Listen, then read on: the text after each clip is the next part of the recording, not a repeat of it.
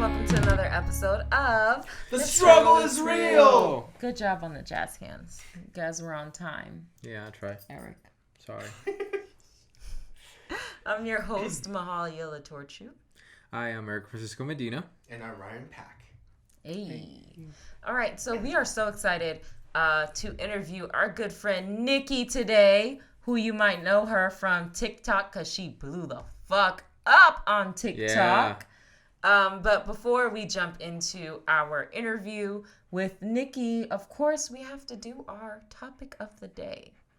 So, guys, the topic of the day is, do you prefer, if you had to choose, would you prefer Needledrop or Orchestra? And for those of you who don't know what that means, would you prefer to have a song that has already been recorded and popular, like one of the songs from like the top 100 Billboard whatever, and have one of those be featured in your film, or would you much prefer to have an orchestra create a piece for your film? Before we answer the questions, if you hear a dog, that's Amber. Yes, my puppy Amber. She Insert is picture here. She is a co-host. Yes. At least for me, I obviously having an orchestra, it's ideal. That's great. I don't know, having violins, as a director, being in a room, seeing how they compose movie for a scene that you created in your head, that's amazing. And I mean, so many good movies with orchestra have been, beautifully done. I mean, Inception, the Batman trilogy, Interstellar. The rotating scene. Yeah. Oh gosh. Great. But also depending, sometimes, like, I don't know, I know there's kind of cheesy, but I love Step Up. Like the first Step Up, from the street Step Up. Like listening to those songs, and I always wanted to dance, but I can't dance. Maybe it's because That's okay. I can't really dance like that either. I can't. I have rhythm, but I think I need to do it more. I'm very self-conscious when it comes to dancing. That's what I was gonna say. Maybe it's because we come from cultures where everybody dances. Everybody dances and they dance well. And they dance. Wow. They dance That's in well. your blood. Have you seen K-pop? Everybody dances really well. I was like, whoa. I've only seen one guy. I think it's Jackson Wong. Jax. He sings a song that I like, but he dances super incredible. So it's insane. But again, I think depending. But if I would have to choose, it would be like an orchestra for sure. Unless it's reggaeton, because I would probably include orchestra and reggaeton in all of my movies. So it doesn't mix, but whatever. Who cares? So Puerto Rican. Yeah. To a default. Ryan, your thoughts? I think it really depends on what kind of genre. Like if it's something like Christopher Nolan's movie, definitely orchestra. But if it's like a comedy, I wouldn't mind. What is it? Needledrop. Needledrop. Yeah. So that's What about you? It really depends on the story for me as well. Like, it really just depends. Like, if I'm doing a movie like Fast and Furious, like, obviously I want Needledrop. Yeah. Like, obviously. But like, again, if I'm like doing like a drama or something like that, then of course I'd want an orchestra. It really just depends. If I had to absolutely choose, I would choose orchestra, simply because I like the idea of having to collaborate with the composer and breaking down a scene and figuring out when the music should swell and when we should do that. Like, I'm all for collaboration. And who knows, maybe we could put a spin on a regular song and still make it ours and make it fit for our film. So if I had to choose, orchestra. But what if flipping the idea? It's like doing like an urban feel, what you call urban, which it's really bad, but usually they call urban film when it's like gangs or streets. So anything Gotcha. Black or Hispanic, which Basically. it's super problematic, but that's not the topic of the day. But imagine a film like that with an orchestra, flipping the genres, right? That would be amazing. Is it like? I I haven't seen it in a long time, although we talk about it a lot. I'm hungry. Was that sorry. You or Ember? No, that was me. Oh, I'm hungry. Lord. My bad. You were saying, yeah. Continue. I forgot what I was saying now. It was Sorry. Damn. Lost my train of thought. Well, Moonlight? Did that not use some I think orchestra so. Yeah. in some points? I have to rewatch it. It's a movie I've only watched once. It's just one of those movies for me. I cannot watch it twice. I know it's good, and I know what it means for people. I just can't watch it again. What about... I know it's not a movie, it's a musical, but like West Side Story, where does Shut up. No, that doesn't count. We're not even going to talk about West Side Story. Are you really Are you trying to trigger Eric? Okay, my bad. Who wrote his thesis on why West Side Story is racist? And problematic and toxic. Okay, my bad. And the only good thing that came about it is Rita Moreno's career.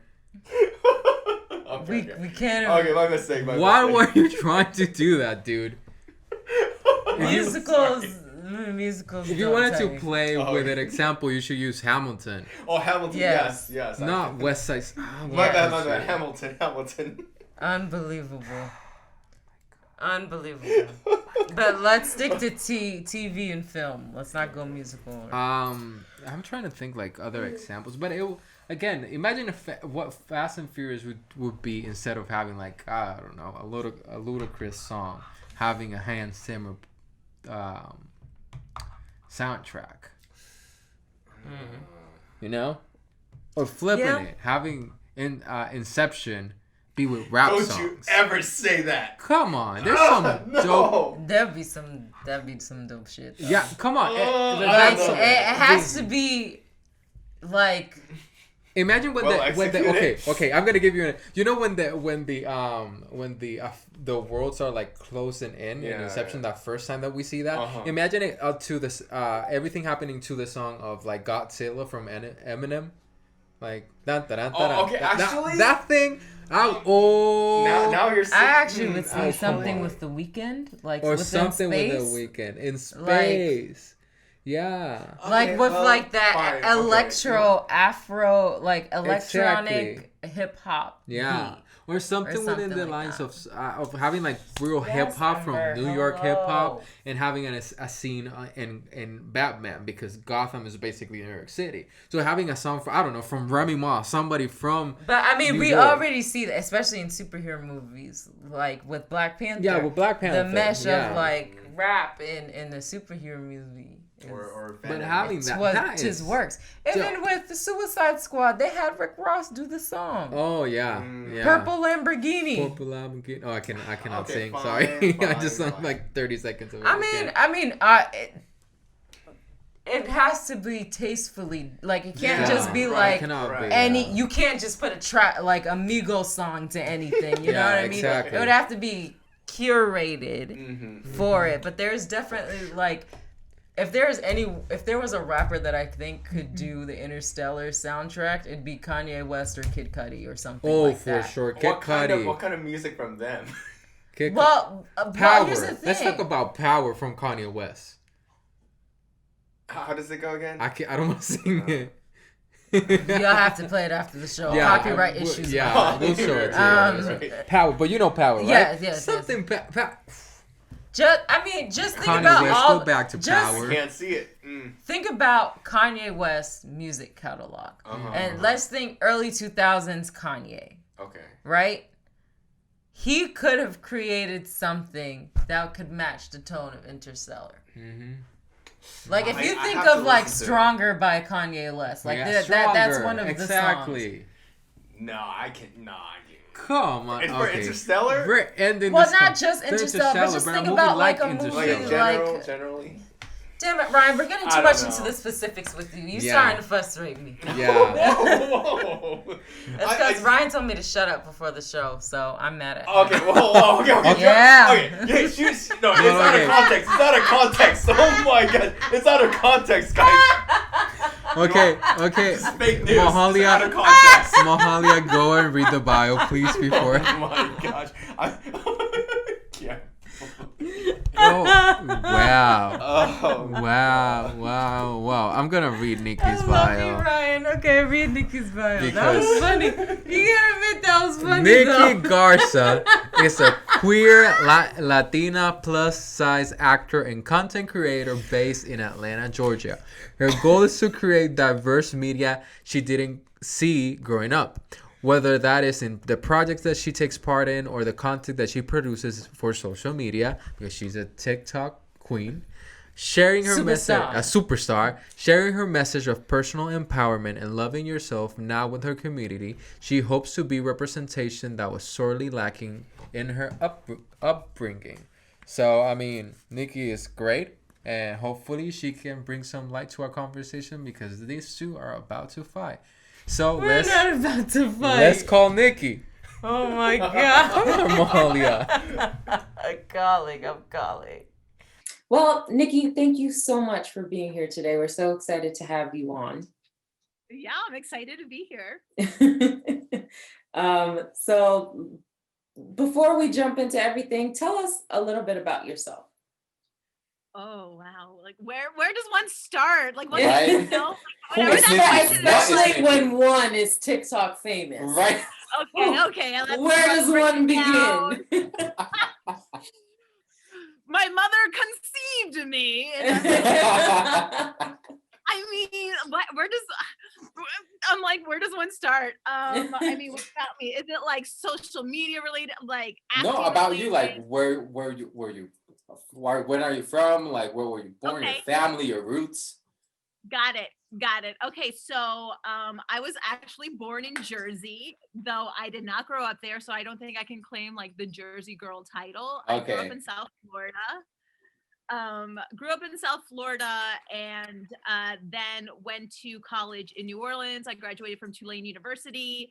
I did not do anything like theater related. My degree is I have a double major in sociology and women's studies with a minor in Oh. business.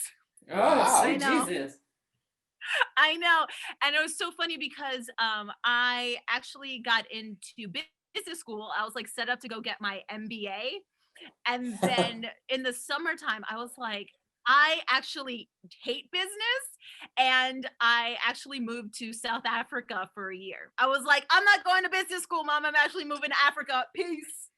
Wait, how did that come about? Uh, Why South Africa? I have so many questions. How are you alive after saying that to your mother? There's so many unanswered questions here. I'm just gonna throw that in. I was studying diplomacy for a hot minute there in college, and so I was invited fancy. on. Right. You know, she's a smarty. She's not only a pretty face, everyone. She has brains too. I was studying diplomacy for a hot minute, and I was invited on this trip to like study diplomacy, and you could pick at the time it was like China, South Africa, or Australia. And to me, I was just like, I knew in my future I was going to China. Like I was like, nah, I'm going to China one day. But South Africa just seemed like I would never really pick South Africa to go to. So Yeah. I went on this diplomacy trip. I think it was either my sophomore or junior year of college, and it was only for 3 weeks, and it was during like rainy season, winter. But I loved it, and I was like, imagine what this country would be like in the summer or spring. So then finally I was just like, when I was getting my MBA, I was like, no, I don't want to go to business school. I actually want to go to Africa. Bye. Oh my Wow. God. Come on. That's Yeah, so crazy. my mom was like, what? But you know, she knows me. So she's like, go do your thing, whatever. So I taught at a theater school in Cape Town for a year. Wow. Jeez. And when I was there, like Cape Town, it's so funny. They take so many holidays. Like everything's a holiday. Like there's National Braai Day, and like braai is like barbecue day. So it was like a national barbecue day where you don't. We you don't go need to that work. here in America, and it can't just be July 4th because everybody has July Yeah. 4th. Wait, are they Latinos? So it was great. So like for the holidays, because Christmas, New Year's, that is all during summertime for obviously in South Africa. I was off of work, so me and my roommate and some people that like lived in the same apartment complex I did, we just toured around South Africa and went around Southern Africa. So we went to like Swaziland, Lesotho, Mozambique. So by the time like my visa was up, I was like, ooh, I want to travel, but I also wanted someone to pay me for it because now I'm broke. And then that's how I applied for cruise ships, and I started working on cruise ships for like the next 6 years. That is crazy. I did not know this about. Yeah, I know about the cruise ship because we have talked about that, but not about not about South Africa. That's crazy. So then, I worked on cruise ship for 6 years, and so I've actually been to like every continent. I've been to Africa, Asia, Antarctica, all of them. That's crazy. What's it like working on a cruise ship? I loved it until... This is so unrelated, but I'm so fascinated. I loved working on a cruise ship until I didn't, because I was a game show host, and at one point I was like, I'm saying the same jokes every Monday, every Tuesday, and like, of course, like for the people on the ship, they're like, you're hilarious, but like inside, I'm like, I'm slowly dying. So after 6 years, I was like, thank you. Let me take my money that I've saved, because when you work on a cruise ship, like you have no expenses. They pay for everything. So as long as you're not like a huge alcoholic and spending all your money on booze, then you're good. So yeah, I got off the ship. And when I got off the ship, my mom, she, when I was in South Africa, she had moved to Spain. Yeah. So when I got off the ship, like I was like, well, I have family in New York City and I have family in Atlanta. And I was like, I am not moving to New York City because I don't want to spend all the money I've saved for the last 6 years in about 1 year in New York. Mm-hmm. So I moved to Atlanta. That is wow. And here I am. I love that. So that is my journey to Atlanta. That's great. That's great. But what exactly took you to acting? I mean, you're a phenomenal actress. We love you so much. But what exactly took you, to that point of... Tell me more. Tell me more, Eric. Tell me how amazing it is. Right? It's not like we have worked together so much. So. So I've acted like growing up. I used to spend all my summers with my grandparents, and my grandparents like loved old school musicals like Roger and Hammerstein, like all of that.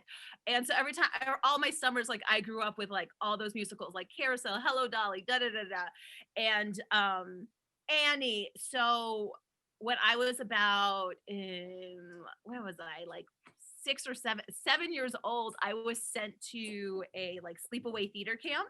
They're like, oh, you love this, go do this. And I went to that camp. It was French Woods Festival of the Performing Arts, and I then went there for like 10 years. I went to performing arts camp for 10 years every single summer. Oh wow. So it was like, those were my formative years. And I don't really know. Yes, I do. That's a lie. So into college, I was like, oh, I'm going to study theater. But of course, my mom was just like, you're going to study theater. We're not going to help you pay if you're going to get that art degree. And I was like, oh, good. Let me just become a sociologist then, because that makes more sense. So it does for a Latino parent. So as long as it has an ologist at the end, oh, she's understanding something. Like, yeah. Right? And especially when I threw in that business minor, it was like, okay. I see it. Entrepreneur, I see you. So though I didn't like study it in college, like I was like doing it on the side anyways. And then, I mean, on the ship I was performing, and when I got off and moved to Atlanta, I was like, no, I really want to get back into like theater. I actually didn't even think about film, TV really. I was like, no, I want to get back into theater. And then my first few years here, I was doing like community theater, and then everyone's just like, oh, the film business here is like booming now. Like, why don't you try that? And I was like, I don't know about that. And so I stalled on that for a few years, because I was like, I don't know, like theater was like my love. And then as I kept going on auditions, like I just kept getting like stereotyped into like very specific roles, because like when you're plus size, like you're very into like, oh, you could play like the matronly roles, or like the prostitutes. Like those are the two roles I got. Yeah. They're like, you're either a whore or you're a mom or grandma. And I'm like, cool. I hate that for me. So it just seemed like in like camera work, there was more opportunities for body diversity. So then I was like, finally, I was like, let me make that move. And that's how I got into now on screen work. That's awesome. Sweet. That's crazy. Yeah, honestly. So what we really like to ask a lot of our actors that come on the show is, what is your preferred tactic when it comes to approaching characters in a project? Like, are you more Meisner? Are you more Adler? Like, what is your favorite acting method? I'm Meisner, like full on Meisner. I'm pretty sure, I think everyone, all of our actor friends have said that. Or that they don't prefer an acting method. Right. Well, I mean, I think with any actor, you like take what you want and then you make it your own at the end of the day. Like, yeah, I'm Meisner trained, but like the way I approach roles now is like Meisner based, but also like whatever works for me in like life. So it's not, I wouldn't say like it's pure Meisner how I like handle and tackle roles. It's definitely like Meisner. It has like a Meisner foundation, but like whatever works for my own brain. Meisner Garza. That's it. That's the approach. Meisner Garza. Well, that's cool. There it is. Right there it is. And going back to the plus size roles and seeing fat characters on TV, I think we're slowly having a little bit more of diversity in the screen in terms of not only color but shapes and sizes. But you were talking about how you experienced a lot of stereotype castings, and you were just stuck being either a prostitute or a mother. Usually they're just the butt of the joke. They only pay certain. Yeah, they only pay. I play certain like comedic relief. It's kind of weird. But now that we're seeing this body empowerment and movement in television and film, what are your hopes for the future in terms of seeing more fat characters on screen? Yeah, I mean, definitely film and TV have done better in like body diversity, but I still think they're pigeonholing like plus fat characters because it's still like the funny fat friend, you know, or the storyline revolves around someone trying to lose weight. Yeah. Right? Like it's always like, oh, I'm so sad. I'm fat and no one likes me, and you know, and the hot guy doesn't like me, and like I need to lose weight and do this to like gain this, and it's never just like, because like all the plus size like fat folks I know, like they're out there, they're having sex, they're living their lives. Like no one is at home crying about themselves. Like fat people, they're just like everyone else. What? Oh my God. Who knew? So yes, I love that we're seeing more body diversity on screen, but it's still stories that are so centered on losing weight. Yeah. And instead of like being fat apart, you know, is like always part of the storyline, where it's not just like, oh yeah, that's a character and they're fat, but it has nothing to do with like the discovery of that character. Exactly. Yeah. So I think Shrill is the only one that's like kind of doing it right now, even though Shrill, she does deal with like her mom trying to make her lose weight, but she still has like the douchebag boyfriend. Yeah. What is Shrill? Yeah. So it's just, Shrill is with Adie Bryant. It's on Hulu, I need to look it up. but oh, okay, I know. Okay, I know what you're but it still has some kind of degree of somebody wanting to lose weight or somebody who's mistreated in some type of way. Right. And there was this one show, I think this blonde thin girl died and Drop Dead Diva. And and she comes back as a plus size lawyer. Yeah. And she's like, I hate my body. Exactly. Let's get out of here. Which is interesting to see. But they did at the like very early on in the show, they were like, she was like, no, I'm tired. I'm keeping this body. I like it the way it is. Fuck you. Yeah. And so you saw that growth. Yeah. Yeah, you did. So Right. that was, I haven't finished watching that show, but I think it was okay. It was Yeah, it a was a pretty good show. It was not a bad show. Yeah. But yeah, definitely we need more Right. It's representation. And like just having, and even sometimes it could just be like co-stars and bit roles, but like them just not having to like mention like, oh, that person's fat. Like being fat has like really is like the least interesting thing about a person. Like a person's body Yeah. size is the least interesting thing about them. So true. Yeah. it's like why do we focus so much on that? Anyways. I agree. No, I completely yeah. agree. Well, talking of body positivity, you blew up on TikTok because of your body positive content. Tell us what made you just like, first of all, that's It's crazy. overwhelming. Yeah. I'm so overwhelmed by it. Like every day I have to like check myself and be like, is this happening? This real? Is this real? I was having a discussion like I think just this week because these last 2 weeks for me on TikTok have been like insane because y'all know I was like picked as a top 12 like Latinx trailblazer for the whole freaking app, and like by doing so I was given opportunities to interview a huge Colombian musician.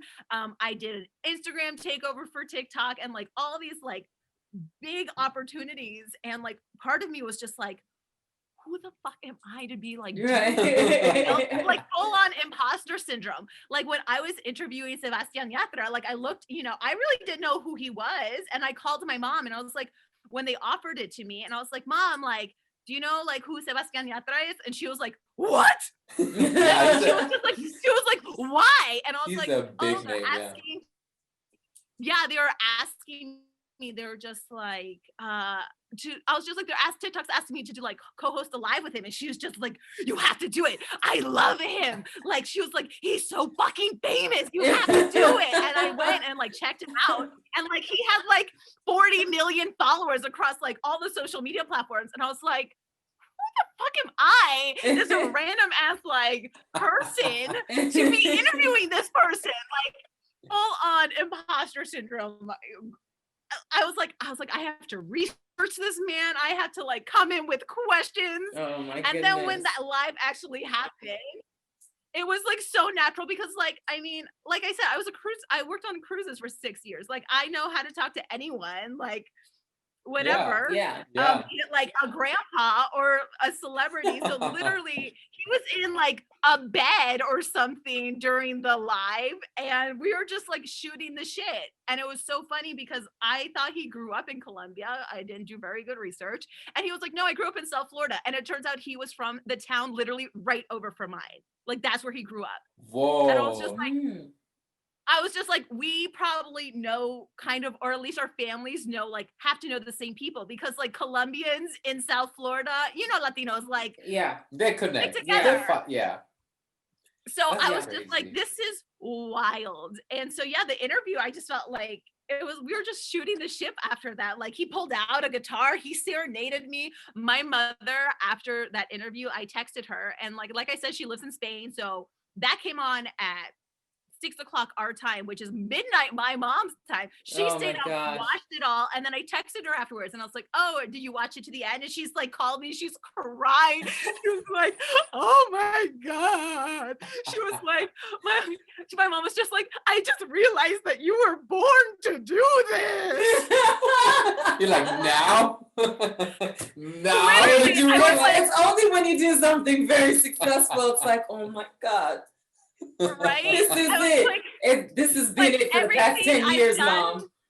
Everything I've done to this point, my mom's like, yeah, that's cool. But interviewing Sebastian Yatra, like my mom's like, no, this is it. This is it. You found it. This is it. Yeah, I think that's gonna be the same for me when I meet Julia Roberts. All of my aunts are gonna be like, oh, now you're fake. Now you're right. Now what you've been doing for the last X amount of years, now it has value. Now we see. Now we see. Oh my god. Immigrant families, gotta love it. Right. So it's been wild to me, and like I consistently have to check myself because I have to be like, especially I think it's like this last month specifically, like so many positive things have happened, like with TikTok and like in like my acting, like I booked and filmed a commercial, and like everything happened in a matter of 3 weeks. And I feel, especially right now during like COVID and quarantine, like my productivity level is nowhere near what it was pre-COVID, you know? And so it almost felt like undeserved because I was just like, I'm giving you like 50%, if that, of what I can give you, but now you're like rewarding me with all these things. So it felt like this is not deserved right now. Like, you should have hit me up in February when I was like taking classes, auditioning all the time, going to callbacks, doing all these things. Like, that's when I should have been doing that. Right. So I like consistently have to have like conversations like with myself and with others, being like, this feels undeserved. And people are like, no, you've been putting in the work. Like, when those fruits come to labor, that's not on you. Like, that's just on the universe when it comes to you. So even if it came to you when you feel like you haven't been doing the same amount of work, that doesn't take away like all the work you have been doing prior to that. Yeah. So Yeah. it's a little mind fuck. So Yeah. But so what made you decide to actually start making these TikTok videos? Like, were you just bored in quarantine? Where you were just like, yeah, fuck it. Literally, I was just like bored in quarantine, and I was just like, I need to do something to like keep my creative like brain going. And so I was just like, oh, let me just make TikToks. And at that point, when I was on, like, I started my TikTok like over a year ago, but I had like one random post I made just to like try out TikTok when it first like came out, like in 2019. I had one post on there and that is it. And so I was just like, okay, like let me just make some silly posts. And I really thought it was going to be for like my 200 or so followers on there, some like BS, just to like a spam account almost. Like, let me just do whatever on there and see what happens. And I started getting some traction, and then I had one video like blow up. And it was a video that was like on a commentary of like TikTok, the app itself, and TikTok, like the folks on there, of like how they interact with like bodies, right? Like specifically fat bodies. So that's what it was, like a stupid like 8-second commentary on that. And in a matter of like 2 hours, it had over 1 million views. And like right now, months later, it has like 35 million views. That is million. crazy. That's insane. And I'm like, that's the size of bigger than some countries. 35 million views. That's insane. Insane. It's wild. So like literally overnight, I went from like maybe 2,000 to 5,000 to 120,000 in a matter of 24 hours. That's wow. insane. I know. And like now, I'm at almost 500,000. Like, I'm at 500,000 followers, 500,000. I'm verified on there. And I'm like, What? what? Wow. So it's wild. It's wild. It's weird. When I sit down and think about it, I was like, WTF, how? How is this happening? Right. And it's so funny because like majority of my content in the beginning, you'll see, is like very geared to like fat folks, like fat femmes, right? Fat women. Like, it's very geared to that. And then when I noticed, as like more videos came out, I had so many folks of like smaller body types or post-pregnancy moms reaching out to me, being like, the way that you're confident in your body inspires me. And like, to me, like, I never thought I would like inspire like skinny folks. Like, what? Like, why? How? Like, y'all are thin. Like, y'all are like what society's ideal Right. is. How am I inspiring you? But I had so many girls, like so many tweens, like from like 9 to 15, like DM me and be like, I've never seen someone just be so happy with their bodies as it is. And like for the first week, I wept. Like, every time I read DMs, I wept. And I had so many like little girls. I had one that like literally sticks in my brain. I think she was 9 years old, who was just like, I self-harm because I hate my body so much. Wow. And she was like, watching your videos really helps me like appreciate and start to love myself. And I was like, Aww. Chills. crying. And then I have like mothers, she's just like, she's like, I've hated my body since I've given birth. She's like, I can't look at my Wow. stomach. it grosses me out. And then she's like seeing you and like you're just, you know, like living your life with your tummy out. And she was just like, that inspires me not to hate my belly. And I was just like, Wow. and it's wild because I'm just like, you're a mother, like you literally brought like life into this world. Like your body is like a miracle. You produced a life. Like that's insane for you to like look down at your body and be like, I hate this. So I have had lots of mothers reach out to me that they tell me that they watch my videos with their kids. And I'm just like, me? No. What? So it's weird, it's wild, but like it's crazy now. So now my content isn't so like fat folk like oriented. Now it's very like all bodies, which I never thought I would be that person, because I've always been like, no, like my content is for like fat folks and fat folks only. But because I've had so many younger kids reach out, I'm just like, it's dumb of me not to. Like it's also like now I feel like, because with such a big platform, I now have that responsibility as well to be like, yes, like, you know, if you're 10 years old and you don't really recognize that, yeah, you can have roles even if you're super thin when you sit down, because that's just what your body does. Like that's natural. Then, you know, like I was like, okay, well, now this is an all bodies account. We're here for it. That's great. Yeah.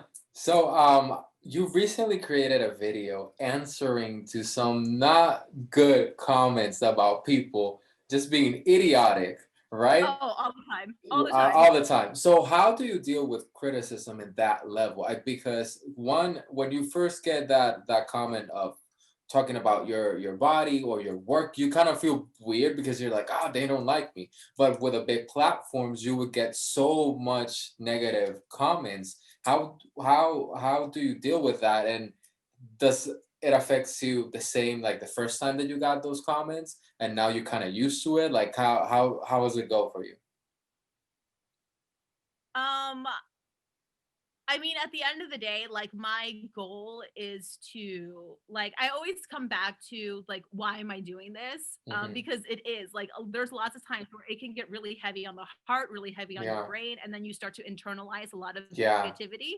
So like, I always have to remember, like, why am I doing this? And it's like, well, I just want to be the representation I didn't see growing up, you know? So that's my why for everything. Like why I do acting, why I pick the roles I do, or the projects I work on, or even make the TikToks I do, is because I want someone to be like, oh, it's okay to be me, and whatever that me is for that person. So I like continually have to like check in with myself and the why. And yeah, in the beginning, not like this year, but like in the beginning of, you know, I've been doing social media for a few years now. When I first got onto Instagram, like a comments like that would be like, you don't even know me, like why are you attacking me that way? And I internalized it now a lot then, but like over the years I've done a lot of like, you know, inner work and stuff. And I mean, they still suck, but then, you know, I'm at a point now where I'm very secure in like who I am, and like my brain, you know, therapy and all of that fun stuff that we do to like rise above and, you know, put ourselves in like a better space mentally, physically, all of that spiritually, that now when I get those comments, like they sting for a moment, because you're just like, why? Like, what is the point of this comment? Like, what does it do for you? Like, you don't know me, you like, and it's the parts that like really like are not even concerning, but like are the people who are like health trolling. Like they're like, I just really care about your health, and I want to be like, why? Like you don't know me. Why do you care about my health? But also, are you writing like these comments on people you see vaping, because that's also affecting their health? Do you see comments, you know, on people who are just like shoveling fast food into their mouth, because that's also? Or do you want to talk about like the greater scheme of things of like there's a lack of mental health, there's a lack of food access in the US, like all these other things that leads to all these other problems? Or you just want to like pick on someone because you're hurting, you're unhappy with yourself. So to see me like a fat person living my best life, you're like, wait a minute, that's not okay, because I'm doing whatever to fit into like society's ideals. I'm eating right, I'm working out, I'm doing this, and I'm unhappy. So how dare you be happy when you don't fit in? So you know, like it's like the comment saying like hurt people hurt people. Yeah, yeah, that's completely true. Yeah. So yeah, so in the beginning, yes, but like I'm at a point now where I just like laugh it off because I'm just like, you know what? My goal is to like continually like be very visible and to be a very visible person and like be a proud like that person. It's I'm gonna get those comments. I mean, like, let's look at Lizzo, right? Like Lizzo, she's like queen right now. Like Lizzo's living her best life. Yeah. Beautiful. She's like amazing. She's fat. She's black. She's amazing musician, talent, all of that. And like the hate Lizzo gets, like she's just like, I mean, at the end of the day, like who's here, like making the millions of dollars, like doing all the That's things. her. Like, Yeah. like y'all are hating, but like I don't care. So you know, I just have to be like, if I want to be at this point or this level, like I have to understand like the criticism's gonna come anyways. So like what can I do mentally to like prepare myself, but also like guard myself so they don't like I don't take it internally and internalize that hate. Yeah.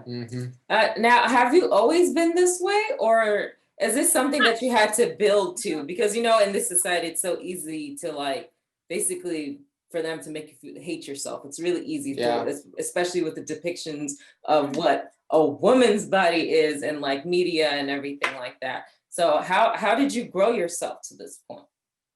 For sure. No, I definitely did not start here. I mean, I think it's you know, body image and especially having like negative and toxic body images definitely, I mean, I could only speak to mine and like what I've seen in friends. It's very like handed down through like mother, you know, grandmothers to mothers to daughters and so forth. Like that's a learned trait that we have. So like I know my mom, she hated her body. She was plus size. My mom yo-yo diet all her life. I mean, still does. My grandma as well. So that's just like growing up, it was just like I tell you, I mean, I tell you, like I was sent to fat camp at 7 years old, like a literal fat camp. Seven. So it was just like I've been on diets since like my whole life, just because like folks who have, you know, my mom, my family have had their ideals of what, you know, You're my supposed body to look like. it was supposed to look like. So, and like for a 7-year-old, like I'm growing. I'm like a baby, 7 years old, to be like sent away to a fat camp where we had like weekly weigh-ins and dessert was like frozen green grapes, like all this stuff that is internalized. And all through high school, I yo-yo dieted, like I did Atkins and, you know, low carb. Everybody's done Atkins. Everyone's done Atkins, of course, you know, but it wasn't like I wasn't physically active. I've been in the marching band. I was in the marching band from like middle school all through college, you know, like it's not like I'm just like do. It's just like this is my body. Like it's thicker, it's bigger. I mean, depending on my mental health, sometimes it's much bigger and sometimes it's much thinner. But like it's never. I'm never going to be thin. Like this is just my body.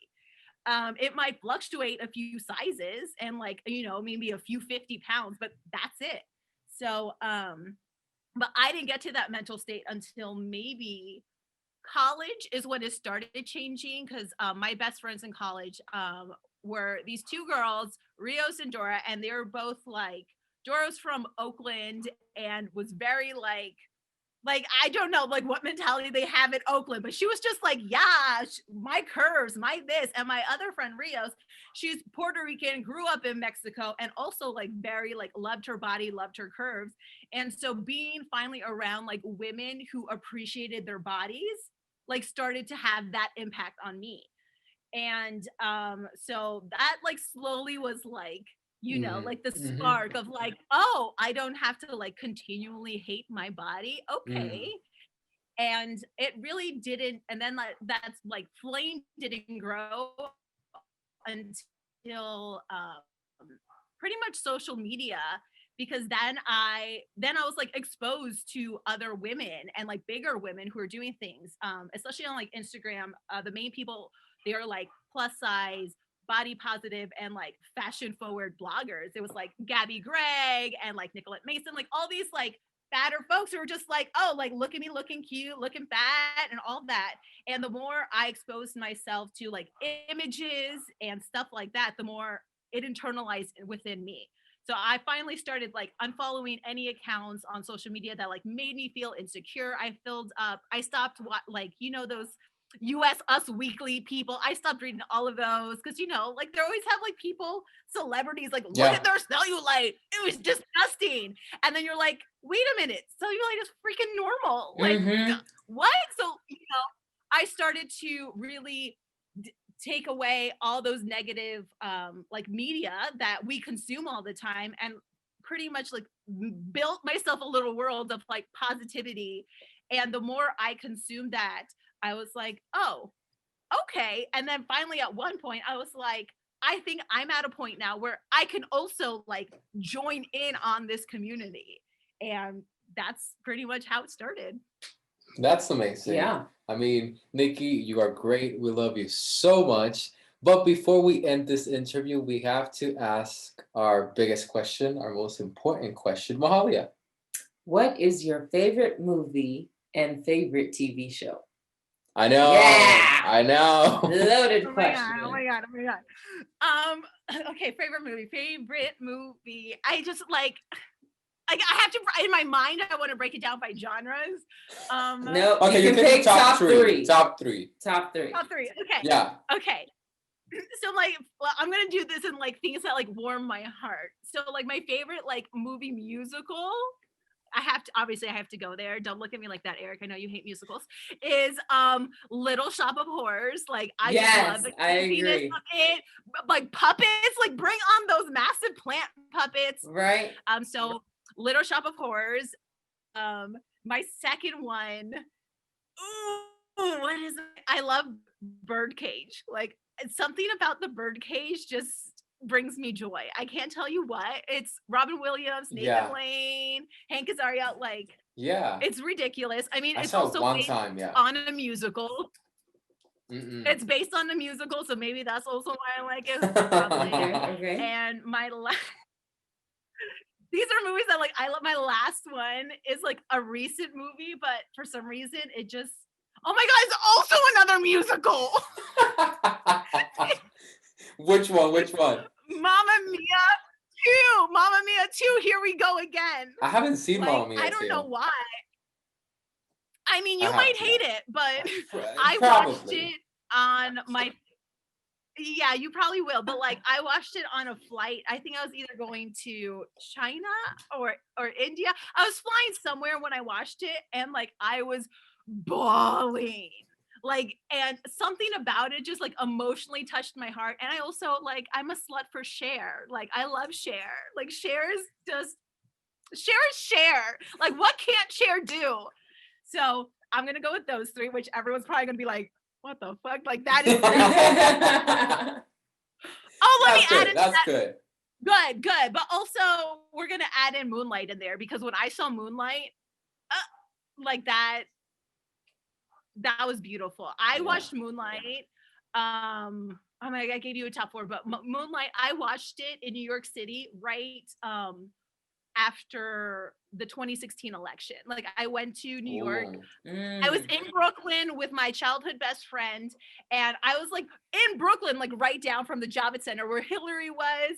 And I remember like we left a bar as the numbers came in, and we're like, let's go to bed. And then I remember us waking up, and her boyfriend at the time was like, we didn't even know who won. And he was like, hey, Google, who's the new president? And Google was like, Donald J. Trump. And all of us were like, you're like, excuse me? We were like, all of a sudden, we were depressed. We didn't leave. We ordered a pizza, and we're like, I think for a lot of people of color, it was like a night of mourning. It was like, no. God damn it. It was, yeah. So we were like depressed, and we were like, we need to get out of the house. And someone was showing Moonlight, like a little theater there, and we went and saw it. And I just remember bawling there, being like, this is the art that should be creating like a black story, a black gay story, like, and not only that, but like he's like, like a gangster in this, and it it was beautiful. Like Moonlight is beautiful, and then the lighting in there, Yeah, Mary lighting. Jenkins, like Lighting was everything. amazing. Yeah. Gorgeous.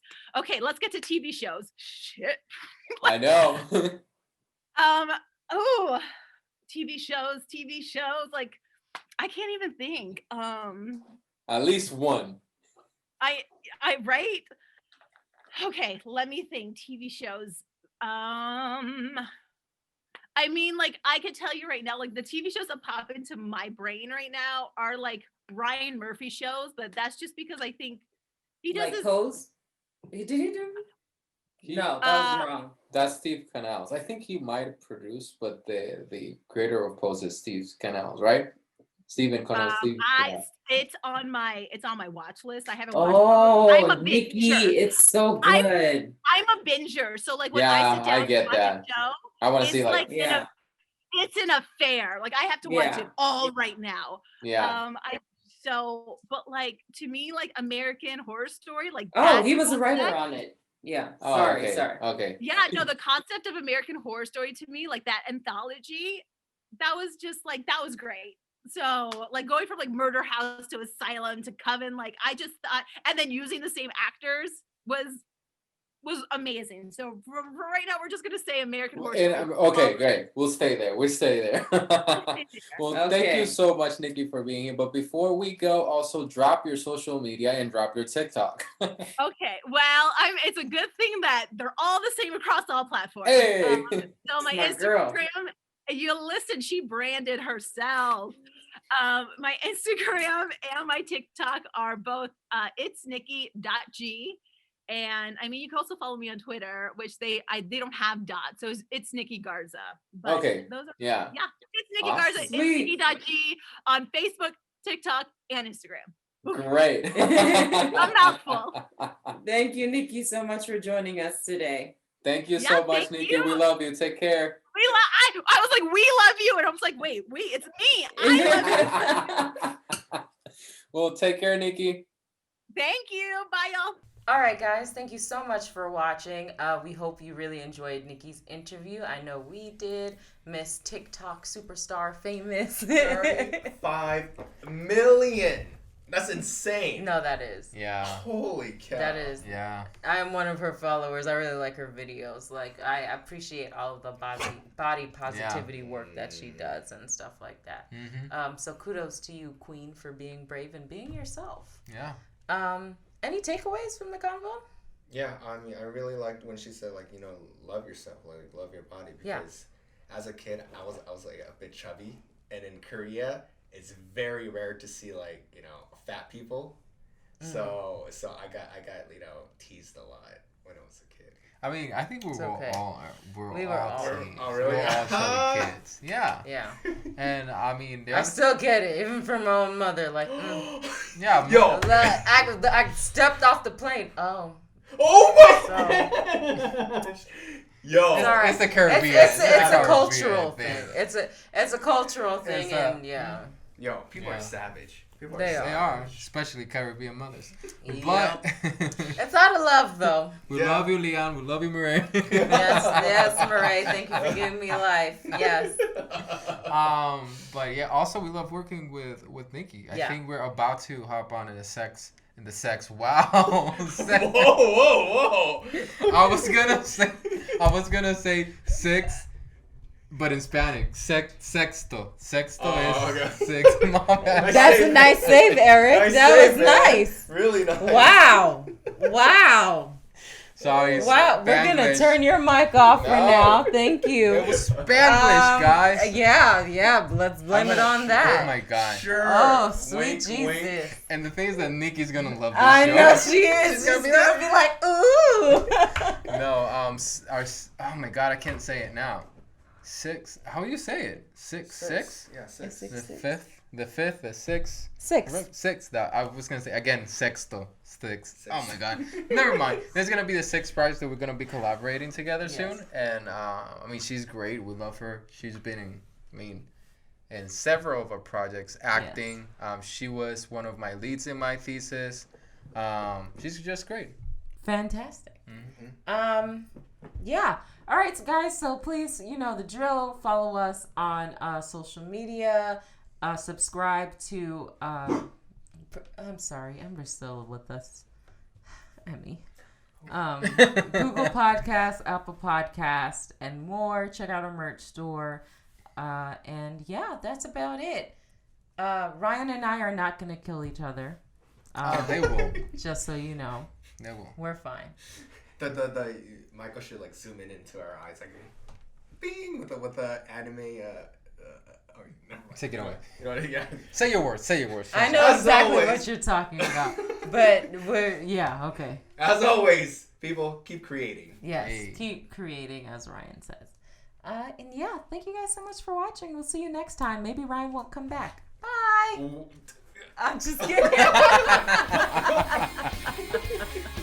right. Goodbye for real. Goodbye.